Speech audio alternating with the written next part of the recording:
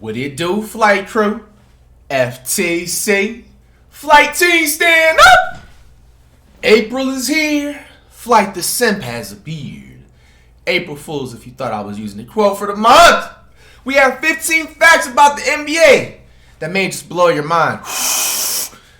I'm just gonna edit that. That was the corny shit of your. Say it out! Over any other skill set in the game, getting a bucket will always reign supreme. Now, we all know who the all-time leader in points is, but more importantly, and never really discussed, is points generated. An overall total of the number of points a player has created through both scoring and assists. The leaderboard for a statistic like this will only feature the most productive and impactful players to ever play the game. Really? Well, here is a chart of players who have generated the most points in NBA history. At the bottom, you have some all-time great players. Harden, Westbrook, the point guard himself, Chris Paul. As you go up the list, you won't see any more active players. Just legends of the game. MJ, Kobe, Kareem. Curry's up there, right? At the top, you have John Stockton.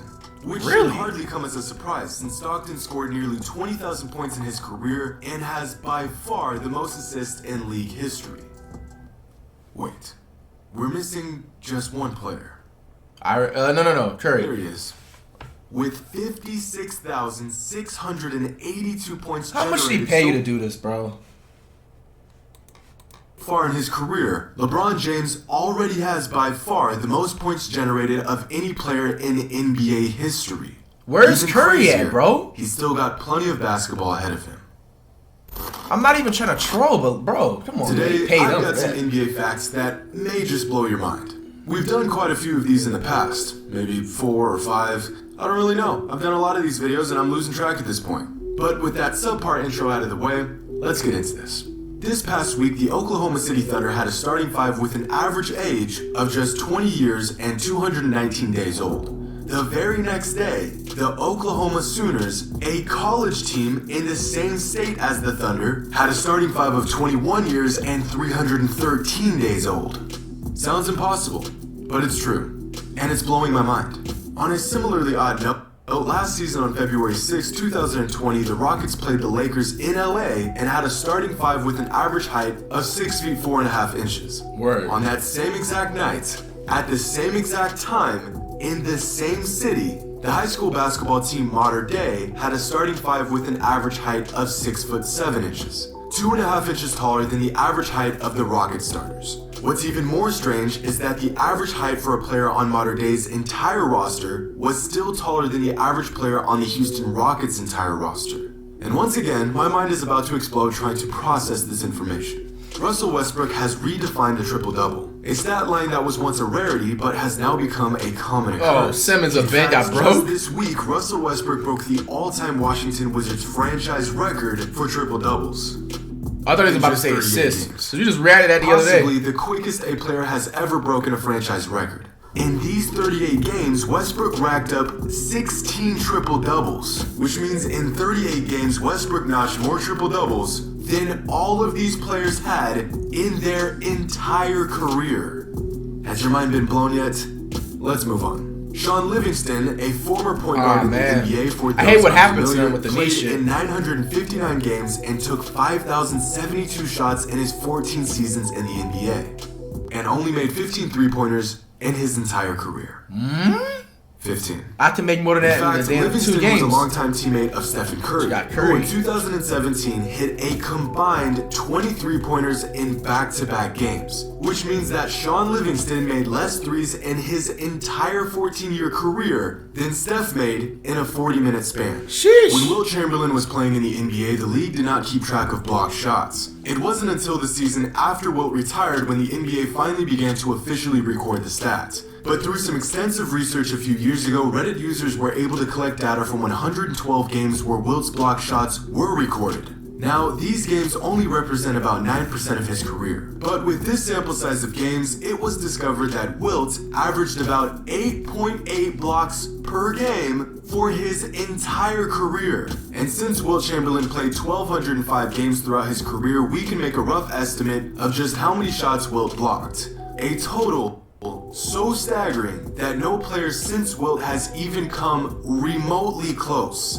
In fact, with a rough estimate of 10,600 career block shots, Wilt has nearly 3 times as many block shots as the next highest player, Hakeem. And your list of unbelievable Wilt Chamberlain records just got longer.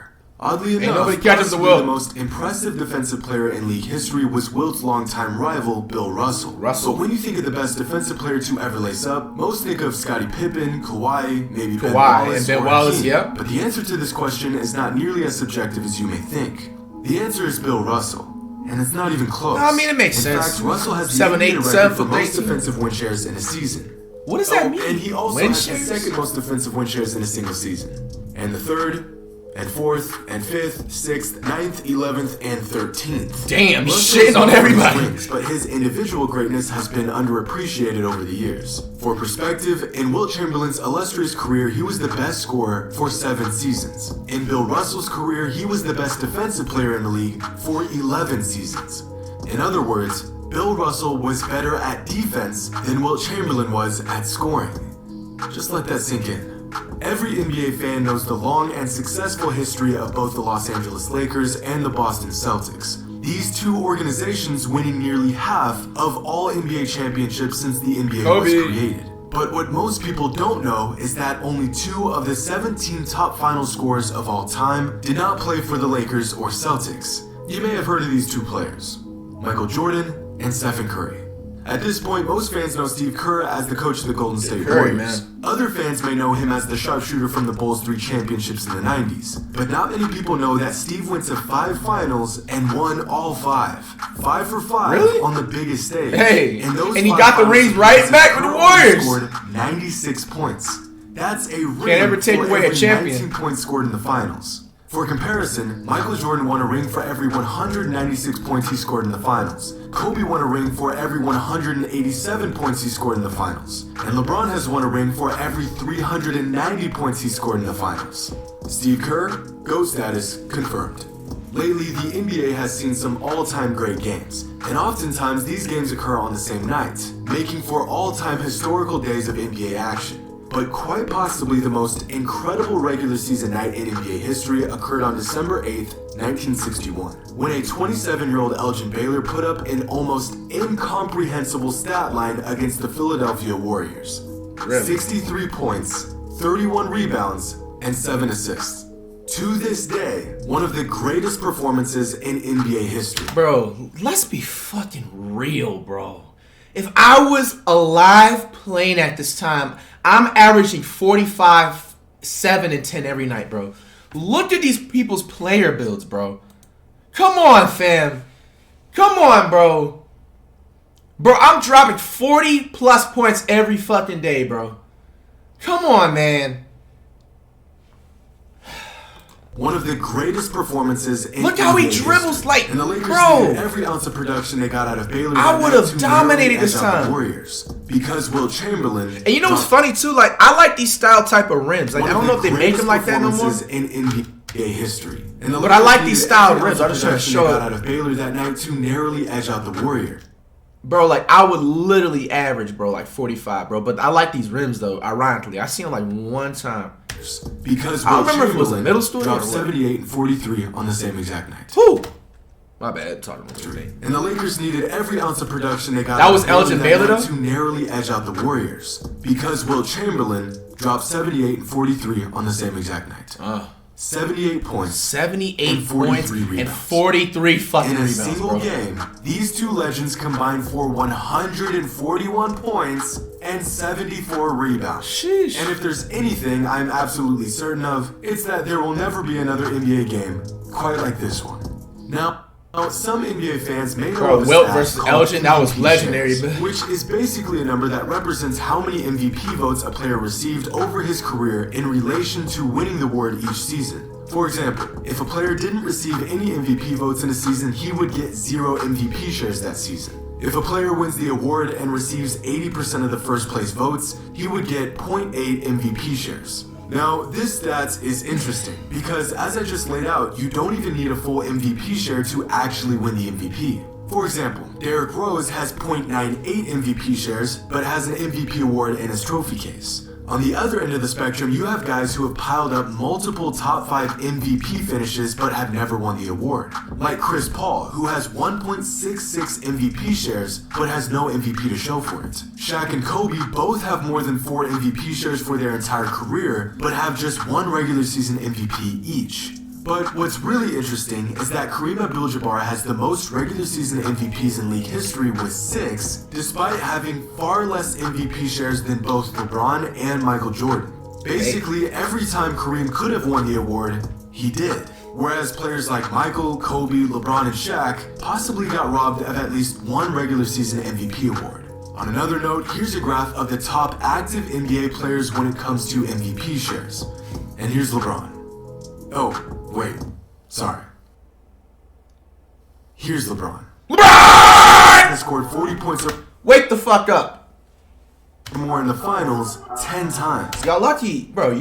I'm trying to tell y'all be lucky, bro. You be through a computer screen, bro. I'll be the type to have, what are them things called, them little siren shits? You sleeping. Don't ever be sleeping in my class. You can play on your phone in class. Don't be sleeping in my class, bro. Come by. Had to do that to a student yesterday. Damn near wanted to scrap. Now he's in detention. Which doesn't sound like a lot at first, until you realize that's more 40-point finals performances than Kobe Bryant, Kevin Durant, Stephen Curry, Larry Bird, and Michael Jordan combined. But the logo's greatness doesn't end there. Jerry West also has the most 30-point games in finals history. Oh, and he also has the most 20-point games in finals history as well. Luka Doncic is already 11th all-time in triple-doubles in NBA history, despite playing just a little over 2 seasons worth of games in his career. In fact, throughout his career so far, Luka tallies up a triple-double 1 in every 5 games, a triple-double rate far exceeding any other player in NBA history. Coming into the NBA, Zion Williamson was the most hyped prospect since LeBron James. However, that hype has quickly died down in just his 2nd season in the NBA, despite Zion's incredible play so far. Bro, in fact, no, his hypeness never is going to die down. The quickest to reach 1,200 career points isn't LeBron, it isn't Kevin Durant or Damian Lillard or Luka Doncic. It's Zion Williamson. So far, Zion has been everything we expected, and yet somehow he went from overrated to underrated in just 2 seasons. Oh, and if anyone was wondering which player reached 1,200 points faster than anyone else in NBA history... Why is Curry on the bottom next to Michael Carter fucking Williams? By a lot. Wilt Chamberlain. If Zion Wilt and the Wilt Spill. are 2 of the fastest to accomplish this feat, who is the slowest? Well, from October of 1983 to February of 1991, over the course of 7.5 years, a player by the name of Greg Kites eventually reached a career point total of 1,205. This took him 473 games to accomplish. Good job, Greg. That's how he is on the video, savage. This man Jimmy High Roller woke up and chose violence. As man, coming out below as react to next man on the road for a minute.